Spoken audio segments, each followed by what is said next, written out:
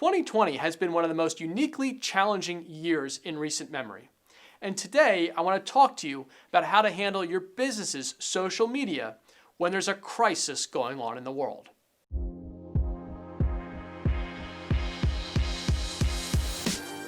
Welcome to the Josh Gerben Show, because law school didn't teach business.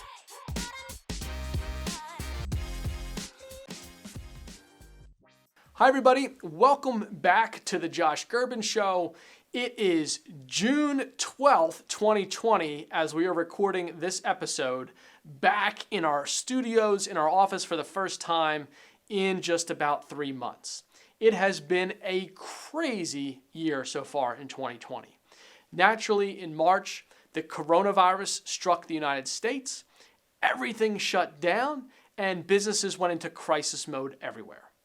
Fast forward a couple months, we have the senseless killing of George Floyd in Minneapolis, and protests erupt in every major American city, disrupting businesses again and bringing to the forefront issues that have been undealt with in American society.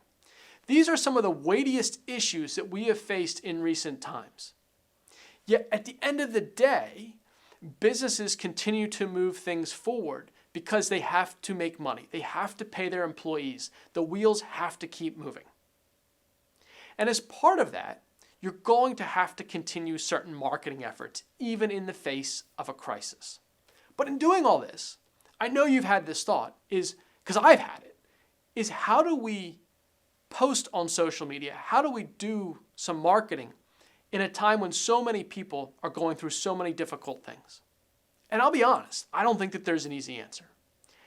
But as we've gone through the last few months, we have found certain things that we feel comfortable doing, that we can add to the discussion, that we can add to the information out there in a useful way, and do so in a way that also keeps us relevant on social media.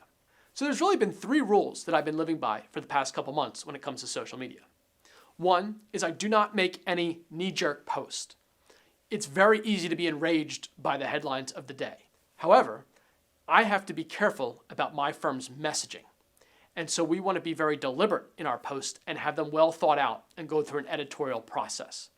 So ensuring that anything you do on social media is not knee-jerk and well thought out in a time of crisis is extraordinarily important. The second is I want to stay on message. Our firm typically reports on trademark matters, interesting trademark stories in the news, and things that are in that lane.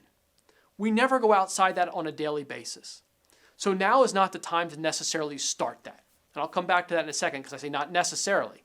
But in most cases, you want to stay to what you typically do and stay in that lane, even in a time of crisis.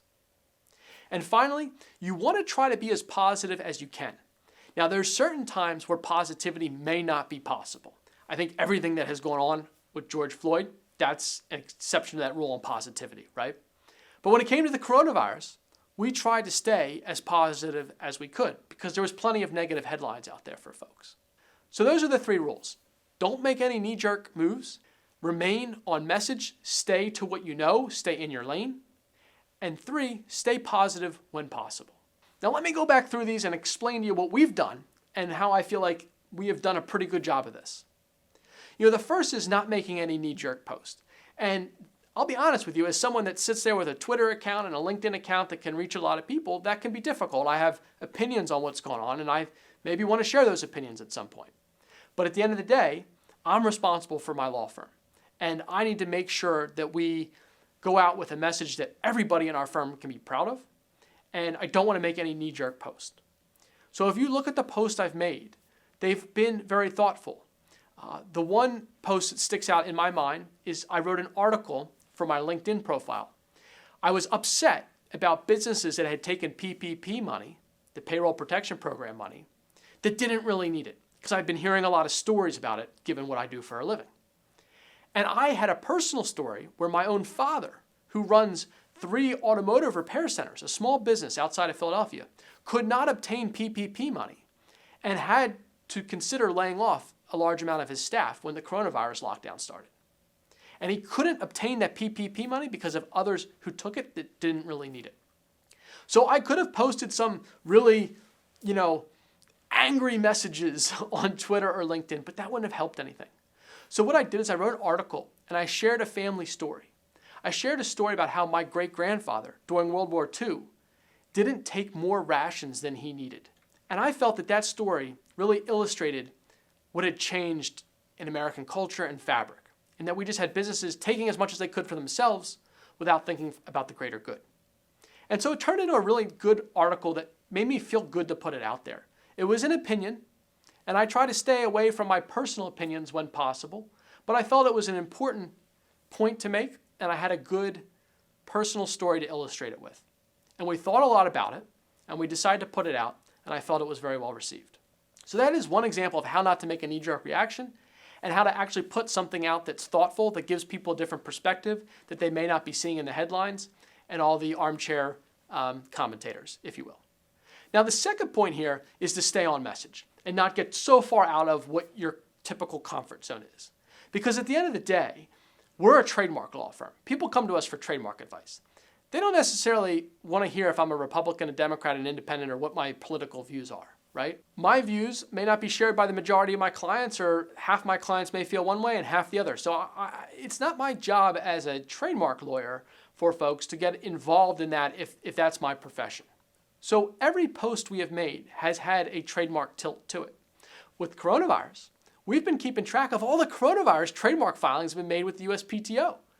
As of the filming of this show, I think we're getting close to 900 filings made about the coronavirus products and services that are going to be offered now because of the coronavirus. We thought it was an incredibly interesting side of the story that we were uniquely positioned to tell. And we've been telling it multiple times. And when it came to George Floyd, I feel that actions speak a lot louder than words.